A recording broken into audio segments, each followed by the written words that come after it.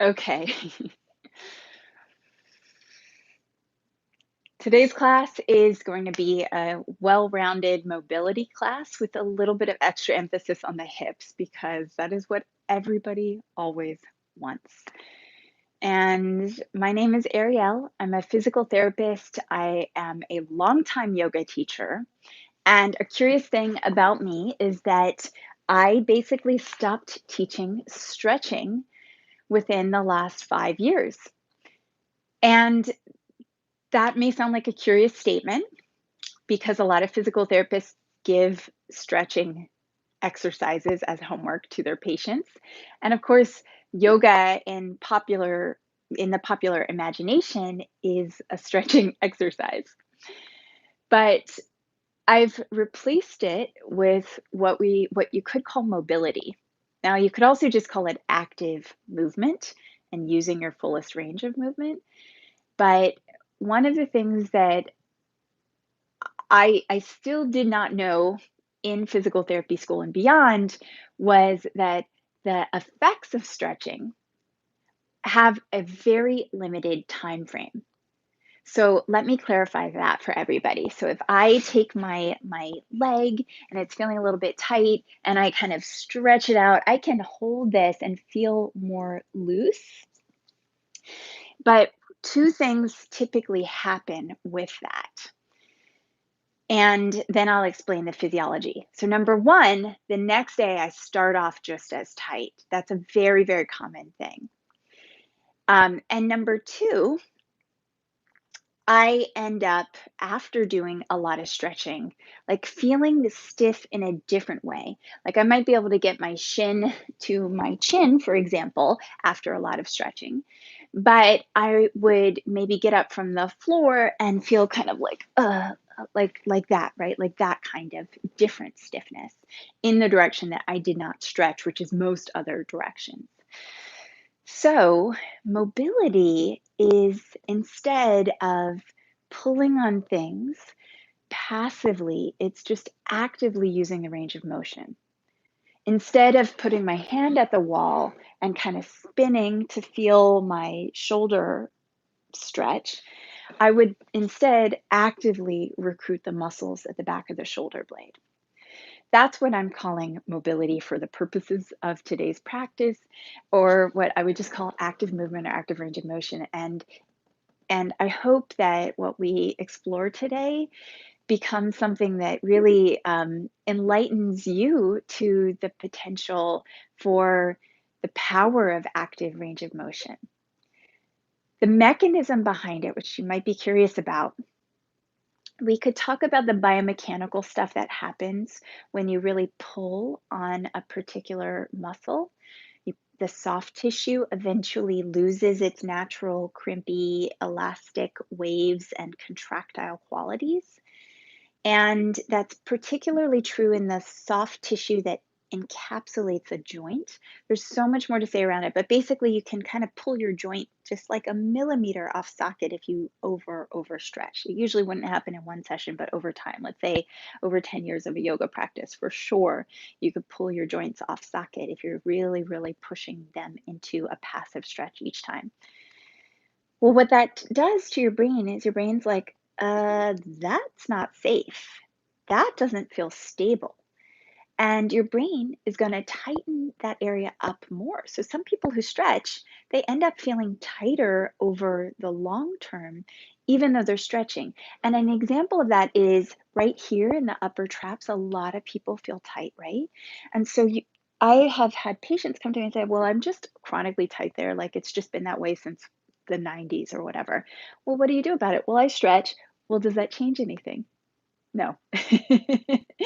So that's pretty fascinating. So we need to figure something else out if that's not getting it better.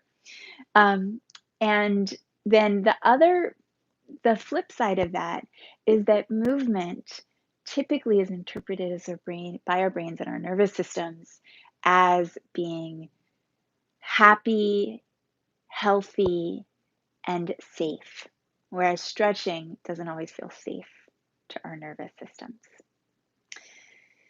There is so much more that I could say around that, but I won't bore you guys. We're just going to explore. And I'm going to be a tiny bit selfish and just do some of the areas today's class where I feel tight. And hopefully that you'll get a lot out of this too. Okay, let's start as always with a centering, like a true centering miniature meditation. Get any props that you would like to use for class. And for the centering, I recommend a block and a blanket. You can sit like I'm sitting. In fact, I recommend a block and a blanket for class. Blanket is for cushion, block is for a little boosting of the floor closer to us. Truly allow yourself to get comfortable. Take in a full breath. Let out a big sigh. Notice the weight in your right, between your right and left sitting bones.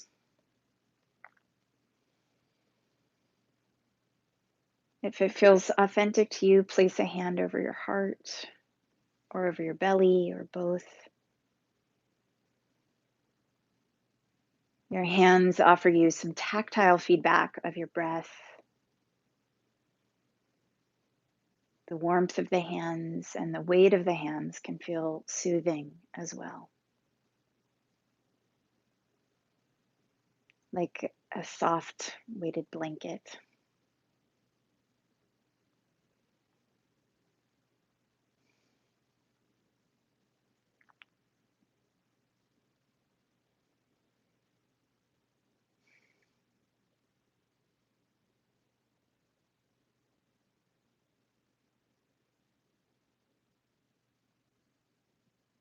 It's quite possible that your mind has already wandered, and that's cool.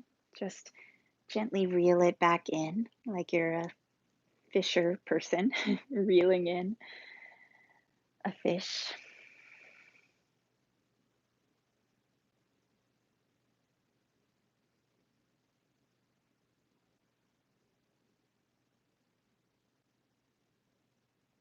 And over the next 3 breaths, let the breath get a little bit bigger and bigger and bigger. And then taking a full breath with me, top it off a little, and big sigh out.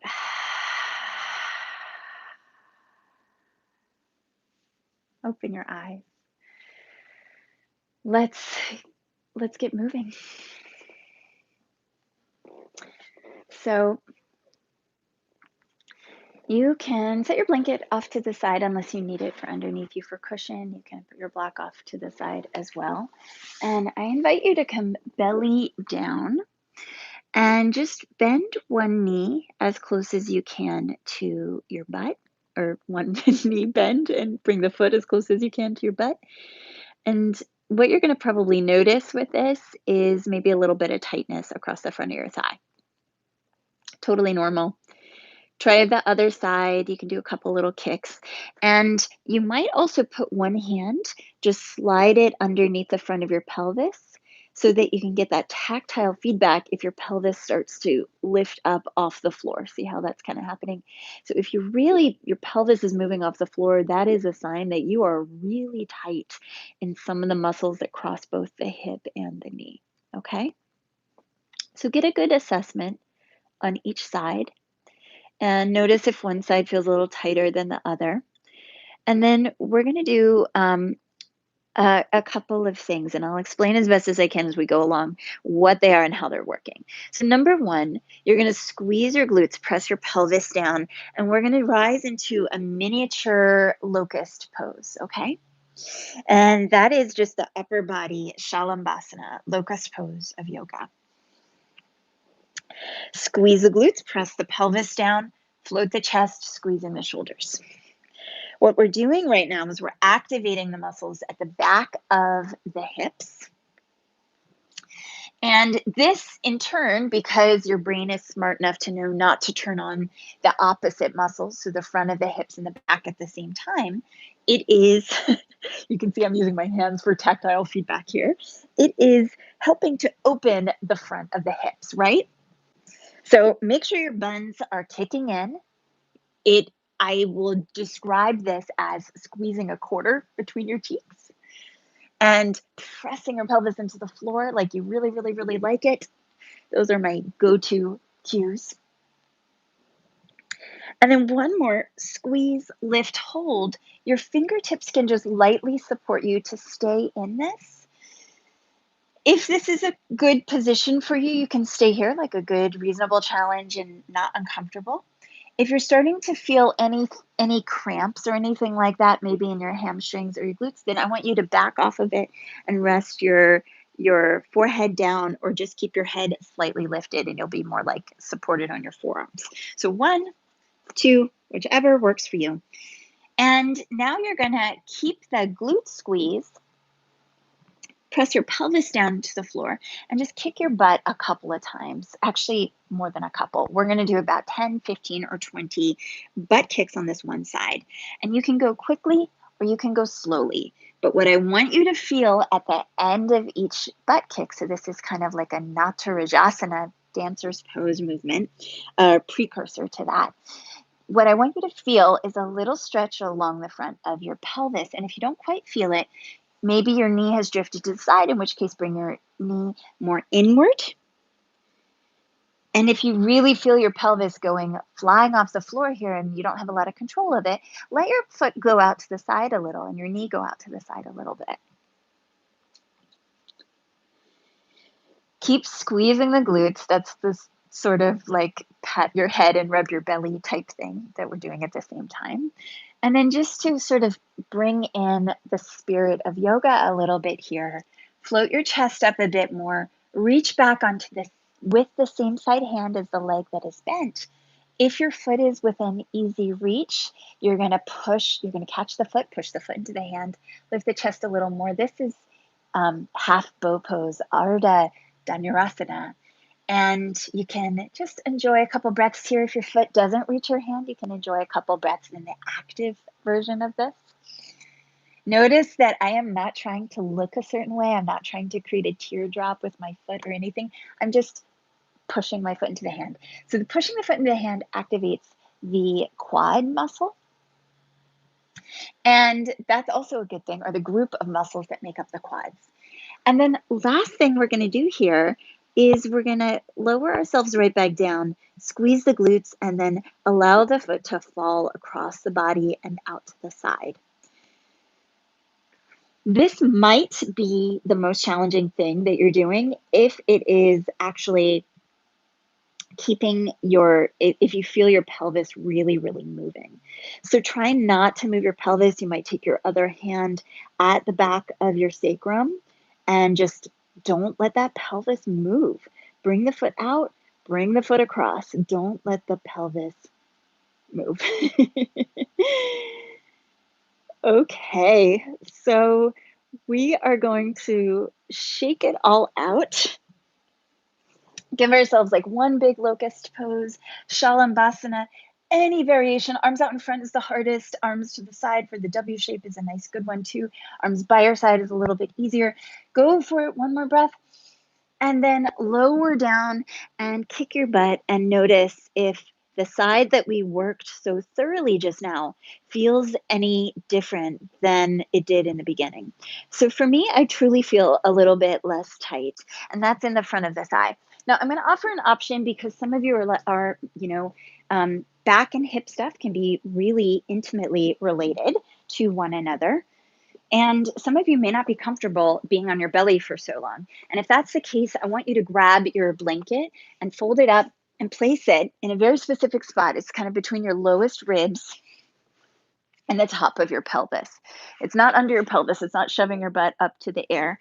And so if your Speedos would touch it, it's probably too low, right? Bring it up a little bit higher. If you burp, that's pretty normal. And we're going to go ahead, squeeze the pelvis. It's a little further to the floor now, but work on it. And bend this knee, bringing your heel in, kicking your butt a couple of times. No, more than a couple of times, remember? So you're kicking your butt, keeping the glutes engaged.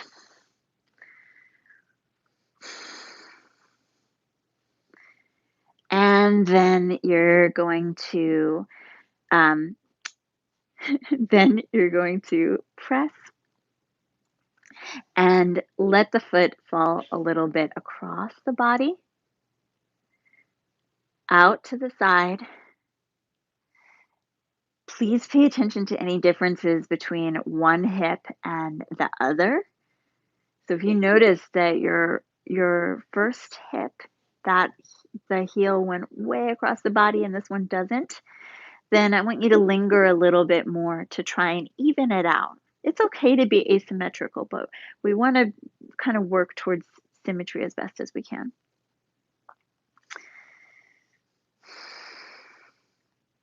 So this is just tick-tocking the leg. Remember, you can slide the foot or the knee rather out to the side a little bit if you need to.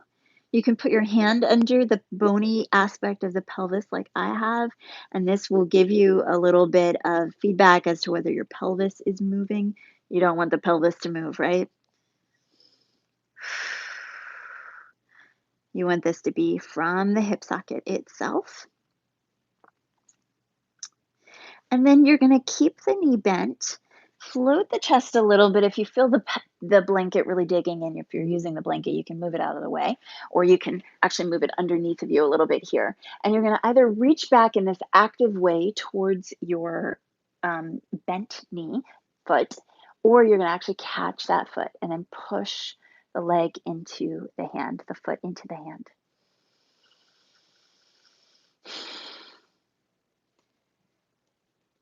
Isometric contraction of the quads, of the knee extensors. Slowly release. If you have the blanket underneath you, shove it under the pelvis. We're going to go into that locust pose. Squeeze shoulders back, float the chest, allow the legs to be apart. There's no shame in that. Heart reaches, back of the neck long. And then root your hands and rise up to hands and knees.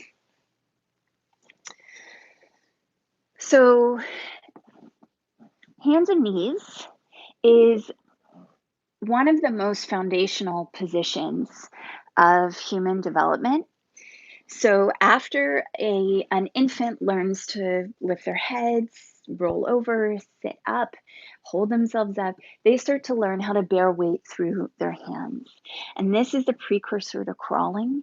And it's crawling that really helps to form our hip sockets, our knees, our patellae, the kneecaps, in addition to just our genetics and our unique composition.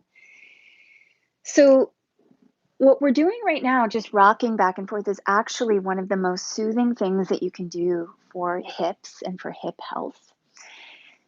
I don't think it's a cure-all, far from it, but it's just a really nice thing to do if you're just generally feeling stiff. And then let's go ahead and from here, rise up into kneeling. Now, historically, I've heard a lot of yoga teachers suggest that our thighs have to be parallel to one another here. But the reality is that our hips are very organically shaped, just like everything else in the body, and that it actually might make more sense to have your thighs splay out a little bit rather than be fully parallel. So we're working with the body rather than with some external sort of Cartesian idea that the body has to be this geometric thing. So I suggest grabbing your blanket here. If you're in this kneeling position and you're feeling like lots of tightness around the front of the hip, this is a good position for you to actually do if you have any kind of office job or have to be on a laptop or even a phone at any point in your day, to be in this position rather than sitting in a chair. It's a great one to help start to engage your glutes and your hips in a 360-degree fashion and get out any tightness at the front of the quads in an active, functional way. Again, lots of words, lots to unpack there, but this is a good one. So knees are splayed just a little bit, just as much as you need to. Toes are touching, glutes are active. Make sure that you're not going into a back bend. The typical thing that we do from this position in yoga is Ustrasana, this camel pose. And I'm going to actually recommend that you kind of rise your front hip points up, drop your low ribs down. And then let's see where we go from here. Shift a little side to side. Actually try to lift one knee off the floor.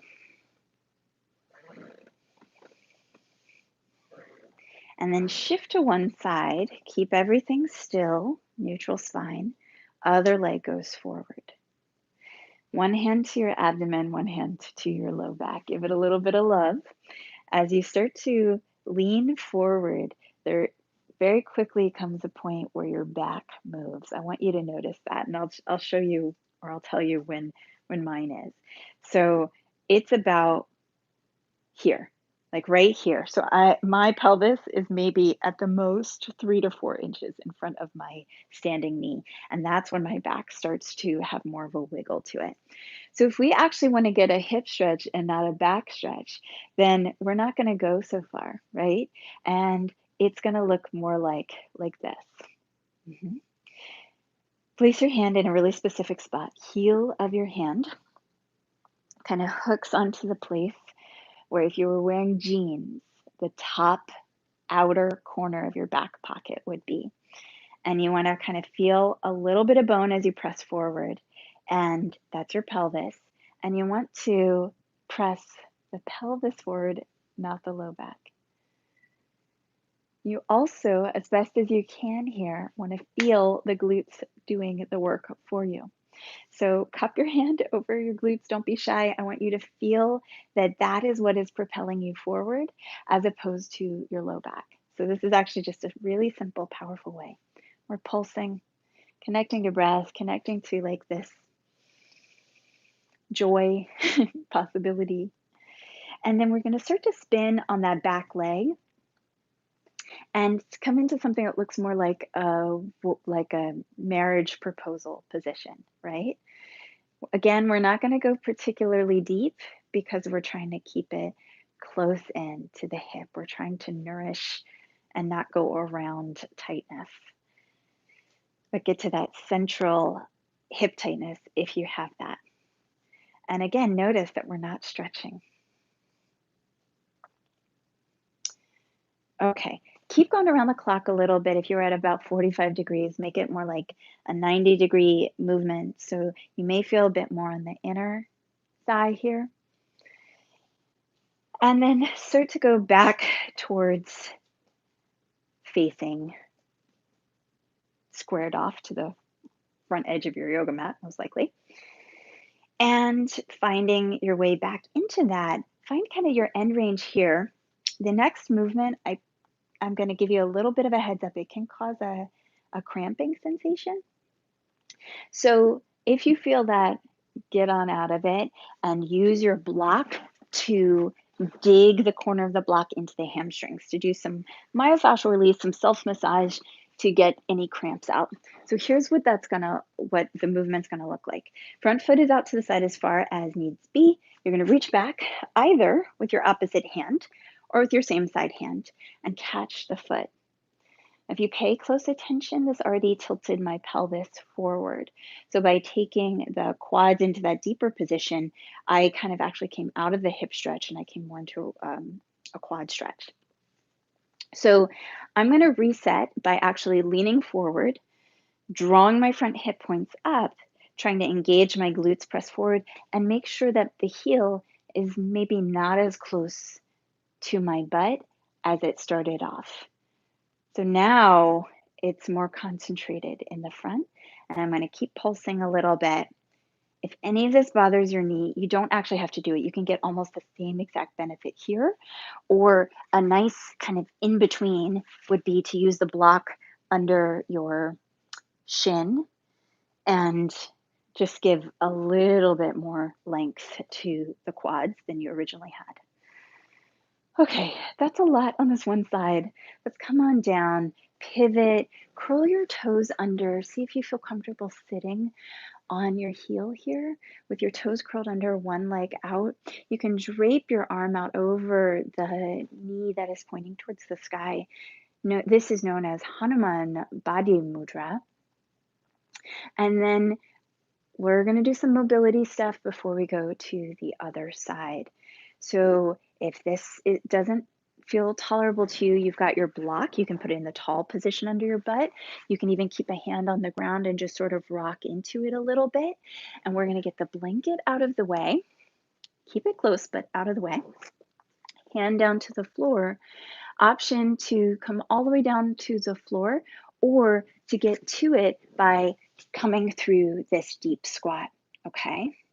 So, malasana, or just a deep butt to heel squat. Couple of breaths. If you're on the floor, you're looking more like this, kind of rocking back and forth. And then we've got Hanuman Badi Mudra on the other side. So wherever you are, and that's deep squat, you're just going to lower the knee down, sit on that heel. Remember, you've got your block optional, other arm out, and you're just taking a couple of breaths here. Most of us are going to feel stretch across the underside of the toes. This is what it looks like from the side. Hopefully you can see. And if that doesn't work for you, you're here and you're kind of rocking forward over that hip. We're all going to come down to the ground for our in between. Start off in this picnic sit position. Like if you're at the park and you're having a picnic, you're going to sit like this very often. And then we're going to just drift the knees over to one side. Hang out here, use your block to support you, use your blanket to support you any way you need. It could also certainly be under the pelvis itself. And we're just gonna kind of lean forward and back, activate the feet here. By leaning forward and back, you're inevitably engaging some core, you're inevitably engaging some pelvic muscles, hip muscles. And go ahead and come back through center. Take it to the other side. Support yourself however you need. Maybe it's this blanket underneath your bum. And you can adjust the angle of the knee if the 90-degree doesn't work. I do recommend, if you are at 90 degrees, keeping your feet a little bit more active and working with what works for you, right? There's no shame in putting the block under your knee. What that does, in fact, is it gives you something even more tangible to push into. And this is true on either side. And then come right back to center. Let's see if we can practice a few more ninja skills. From here, picnic sit with the feet in ultra close, hip distance apart, knees wide. You can potentially pop into a deep squat. Obviously, that's not for everybody.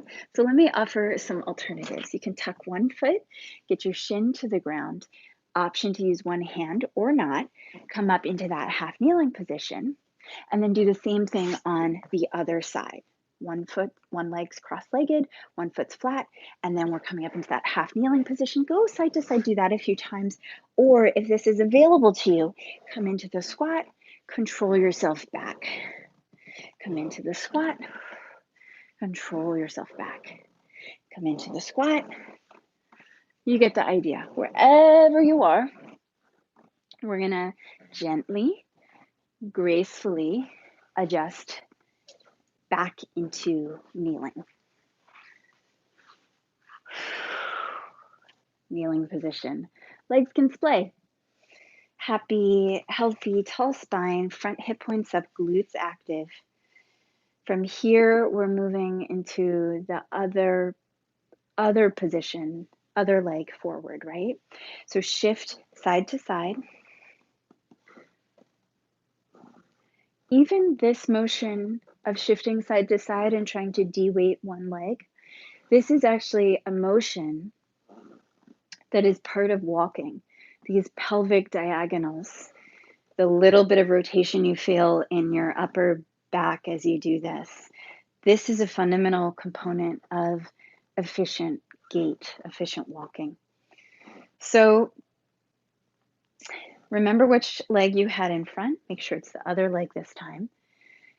Front hip points up, glutes active. One hand to your belly, one hand to your chest. Notice when your spine starts to move. And when you start to feel that wiggle, which is probably going to be a surprisingly few number of inches in front of your knee, that's where you're going to not go any further. So back out of it, really activate. Feel the length on the front of the hip. And then you're initiating movement from your glutes, not going into a back bend here. And it might be the tiniest little pulse that you've ever done. That's okay.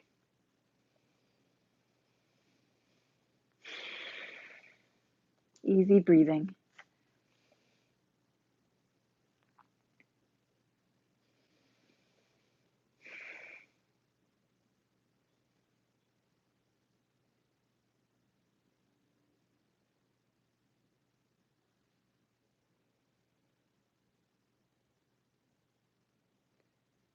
Yes, okay.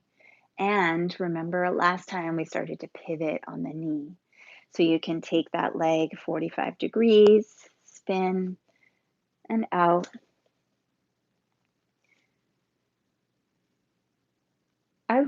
Sometimes it bears repeating, but in case you haven't noticed, in case I haven't been explicit enough in this, we're not stretching, right? We're just doing these little active movements to free things up.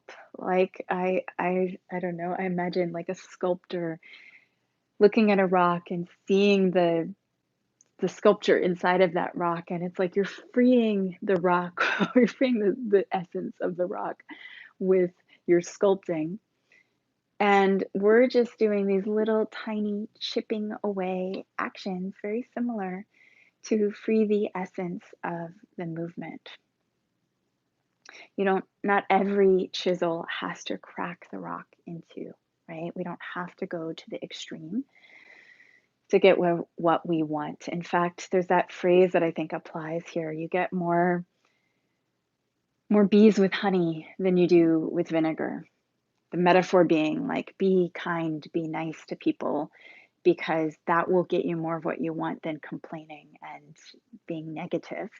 So, similarly, in our bodies, being kind, being nice, being almost like almost gentle, but just working with the body as it functions is going to be a better use of your time very often in getting what you want. Okay, my dears, we have gone around. We've done our proposal pulses, we've done our basic lunge pulses. And from here, let's go ahead and keep activating the back and the rotational components. So root one hand down to the floor and shift this foot that was in back in front of you. And we're going to start with both feet down to the floor. And your feet go wide. We'll just rise up into a reverse table. If this is too hard on your hands and wrists, then you can go onto your belly and do some Shalabhasana again. We're going to rise the pelvis and down.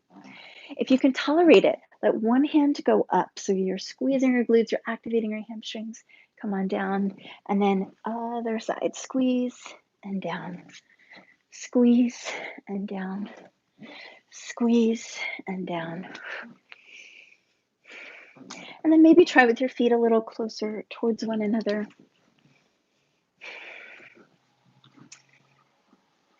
And last one each side, if you're doing side to side. Lower. And hands stay behind you. Let's go back into something very similar to the TikToks, just letting your knees drape side to side. Feet are wider than hip distance apart now.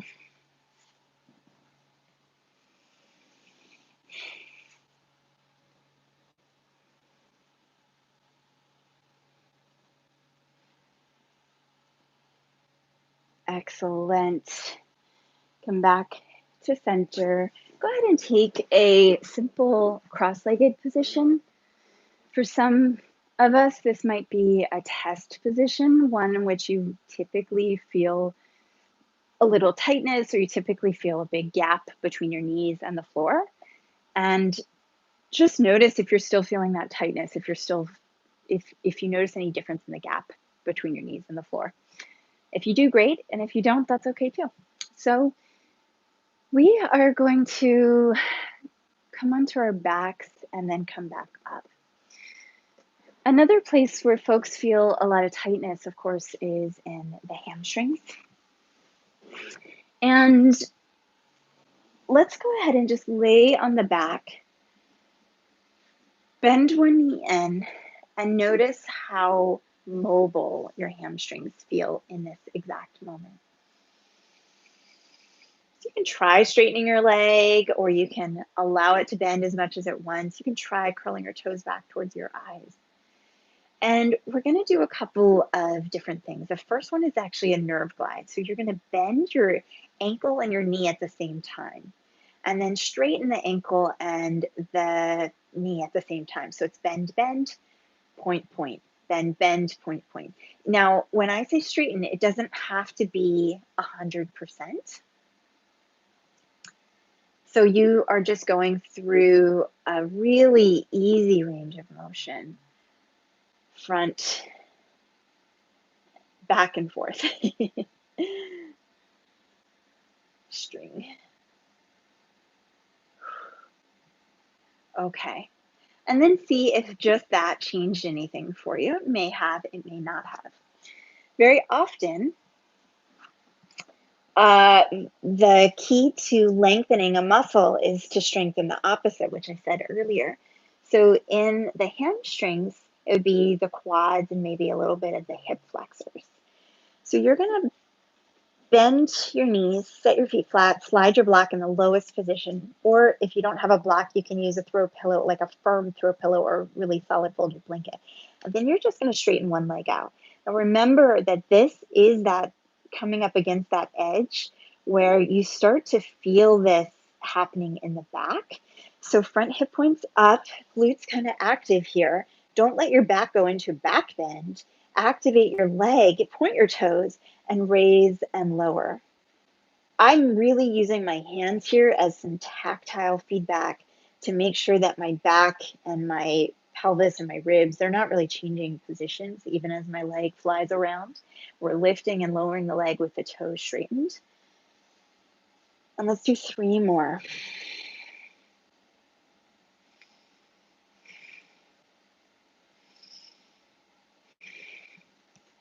Just out of curiosity, slide the block out of the way. Bring the hands to the back of the leg. Notice if it feels more free.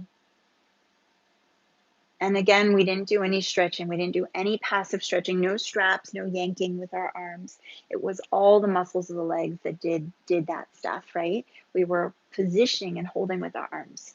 So let's go into the other side and just notice it's going to be a little bit stiffer with the first leg straight versus bent. You'll probably be able to go a little bit further. So notice the difference in both of those positions. And then the first activity we did was we hooked our hands behind the knee, behind the thigh, bend, bend, straighten, straighten. If this is too much for you, you can do this with the other leg bent. I'm going to keep this first leg straight. And we want to do about 15 of these. These are actually nerve glides, not passive stretching. The leg muscles are doing it. My arms are just holding on, just kind of supporting. They're like a supporting actor.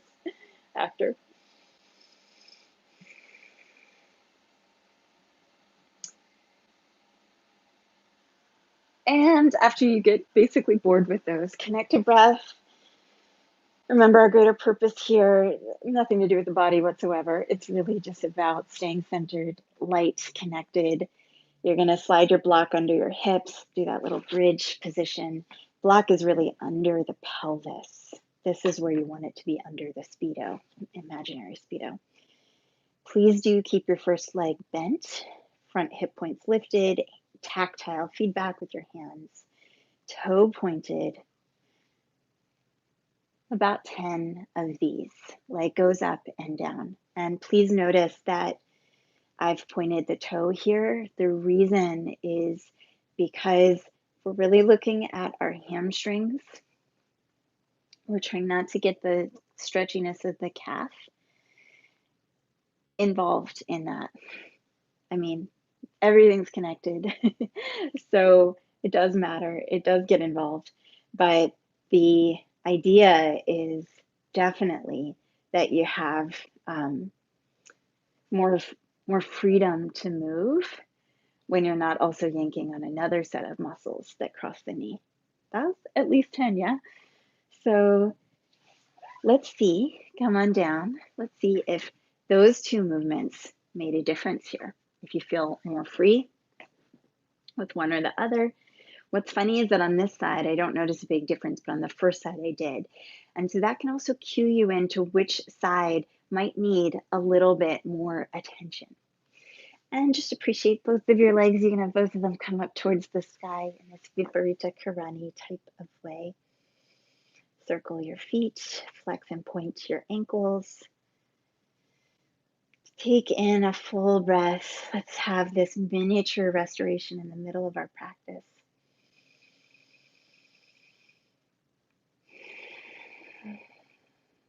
In and out through the nose. And then closing out with some classics. Feet down to the ground. Tilt your pelvis back. Rise from the tailbone, inch by inch, vertebra by vertebra. Move into a low bridge. Lower right back down the same way you rose up. Continue with this. Or if you'd like to get more hip specific, you can straighten one leg kind of out to the side and then press your pelvis a little bit up and over to one side, keeping your knee pointing towards the ceiling. So you're either doing rolling bridges right now, or you're doing this little external rotation activity with the leg that has the foot flat to the ground. You can do rolling bridges until the end of time, going as slowly as you need, adding a little bit of a hold at the top for your glutes, for your core. Remember, you're not going very high if that's the case. And then make sure to switch sides if you're doing that external rotation activity more exclusively. So lifting just that one butt cheek really off the floor. The knee is pointing to a spot on the ceiling that is not moving, right?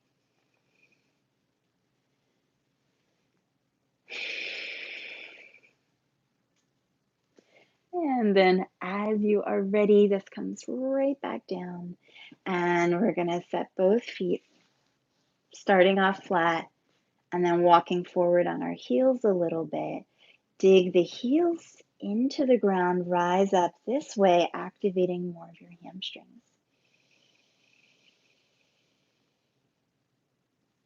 Lower down, lengthening, almost try to traction your spine. Separate your feet a bit wider. Drive the heels, dig them in like you're trying to dig a hole towards your shoulders. Lift up again. Feel like Prince in one of his raunchier music videos. And then last one, rise it up, hold it. Connect to breath, lengthen and lower, and then just roll to one side. So we did so much for the hips, for the legs today. And if you want to continue with that, you can, or we can just send our attention more to the upper back. So now you're going to bring your top knee onto a block. And this is going to be a little bit more for the legs. Open your top arm out, sort of this yoga twist shape. Stay here and connect to breath, or experiment with whether you can catch your bottom foot. I wouldn't stress, I wouldn't strain. If you notice a back bend going on anywhere, I would actually release the foot, neutralize the spine, maybe experiment with catching the top foot. You can do both at the same time, maybe. Make sure you're not straining anywhere.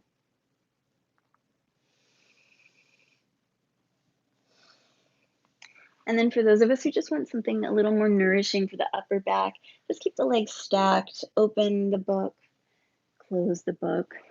I'm going to put my block under my head. I think that would feel a little bit more neutral for my spine. Open the book, close the book.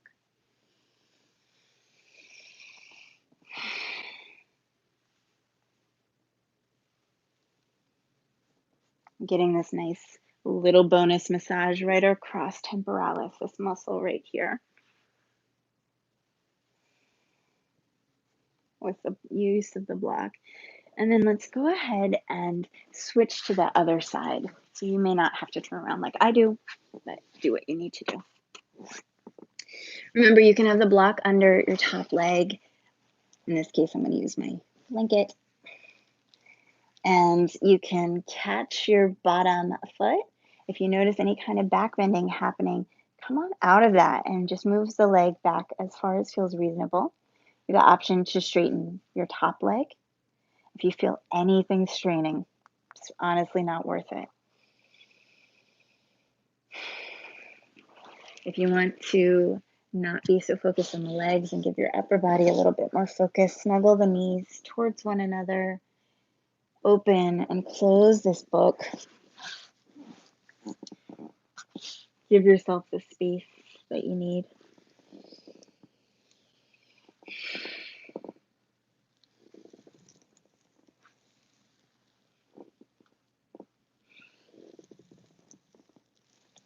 Last one or two, just staying connected to breath.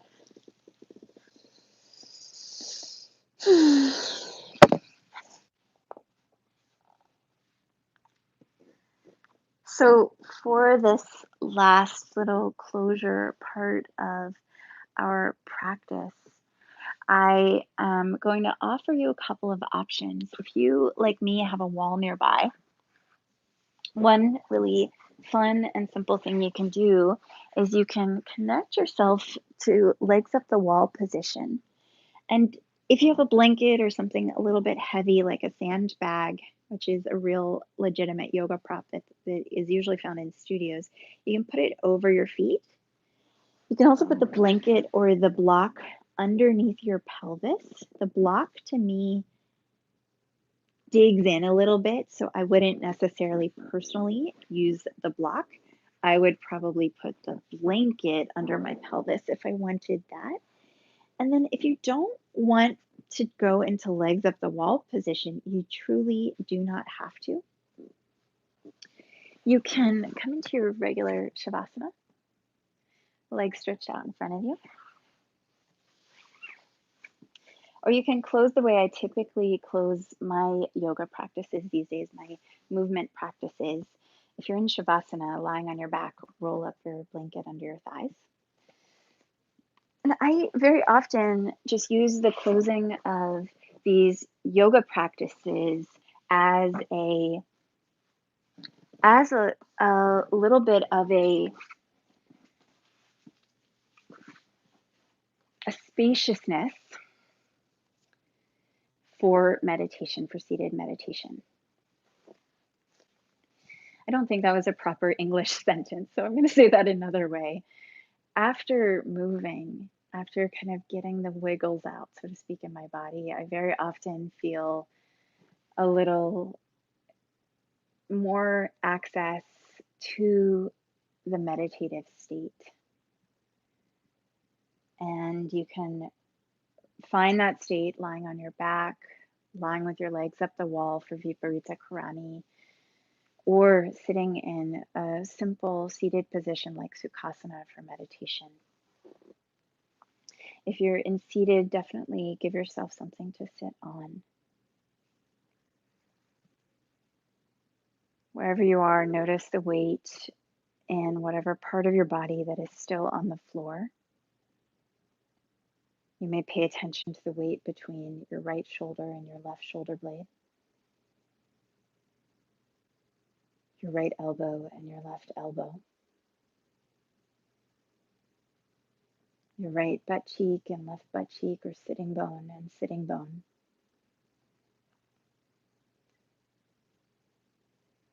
Aim for them to get more even and the breath to be sweeter and more full and more complete.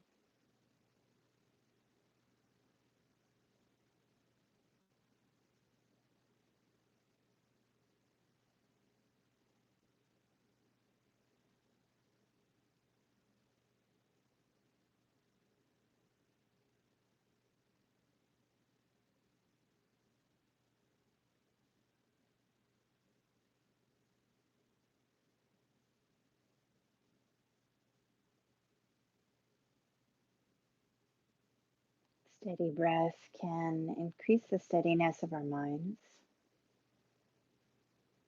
And the simplest way to maintain a steady breath is to breathe in and out through the nose.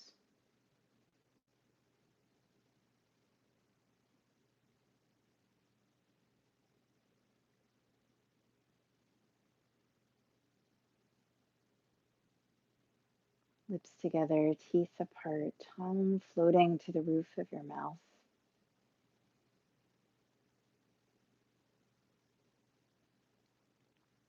Can you make your breath easier, softer?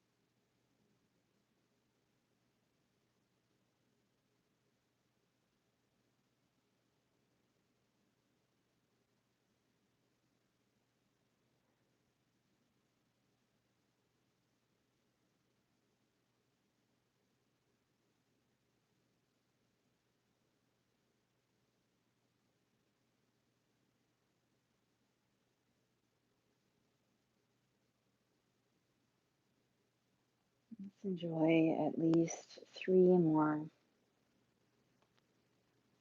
luxurious breaths.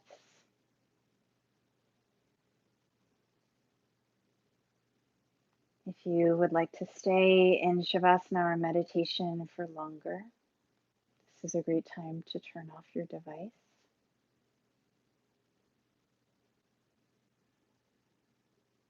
And if you're ready to reawaken, allowing that breath to get a little bit bigger each inhale.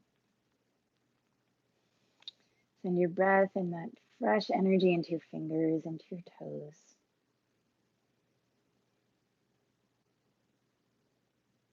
Start to create any wiggles and movements that would feel good to you.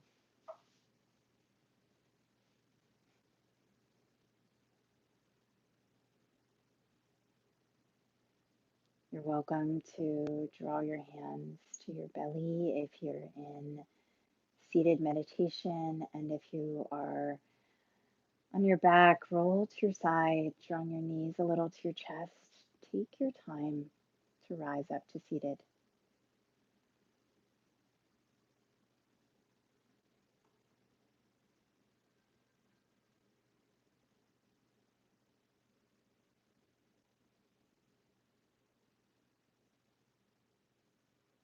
Take a collective full breath in. Big sigh out. Then bring your palms together over your heart. This is just a representation of our gratitude for whatever health it is that you bring to the mat today.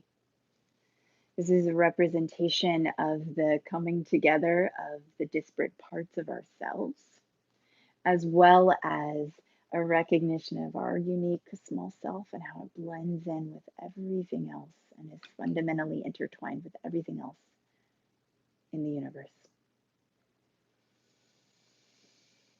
To that we bow with gratitude, with thanks. Thank you for being here.